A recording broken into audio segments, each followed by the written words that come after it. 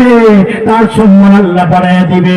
এই যে কোরআনের মাহফিল গুলো, এইগুলো কোরআনের মাহফিল, এগুলোর সাথে যারা সম্পর্ক রাখে এরা যেন কোরআনের সাথে সম্পর্ক রাখে।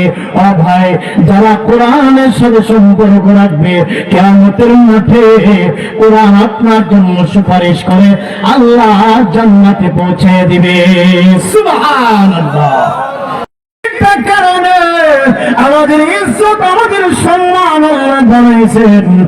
এক নম্বর হলো মানুষদেরকে আল্লাহ প্রতিনিধি হিসেবে পাঠাইছেন, আর কোন প্রাণীকে প্রতিনিধি হিসেবে পাঠান নাই, এই জন্য মানুষের ইজ্জত বেশি। দুই নম্বর শ্রেষ্ঠ রাসূল। দ্বিতীয় কারণ হলো শ্রেষ্ঠ নবী, শ্রেষ্ঠ রাসূলকে আল্লাহ তাআলা মানুষের ভেতর থেকে পাঠিয়েছেন, এই জন্য শ্রেষ্ঠ রাসূলের কারণে মানুষেরা তোমাদের ইজ্জত আল্লাহ বাড়ায়া দিয়েছে।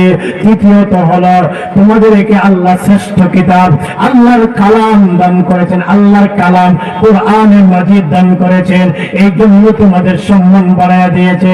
ও ভাই, কোরআনের সাথে যার সম্পর্ক বেশি হবে তার ইজ্জত আল্লাহ বাড়ায়া দিবে, তার সম্মান আল্লাহ বাড়ায়া দিবে। এই যে কোরআনের মাহফিল গুলো, এইগুলো কোরআনের মাহফিল, এগুলোর সাথে যারা সম্পর্ক রাখে এরা যেন কোরআনের সাথে সম্পর্ক রাখে। ও ভাই, যারা কোরআনের সাথে সম্পর্ক রাখবে কিয়ামতের মাঠে কোরআন আপনার জন্য সুপারিশ করে আল্লাহ জান্নাতে পৌঁছে দিবে। সুবহানাল্লাহ। কোরআনের সুপারিশ পাওয়ার নিয়ত আমাদের আছে না নাই? বলেন আছে না নাই?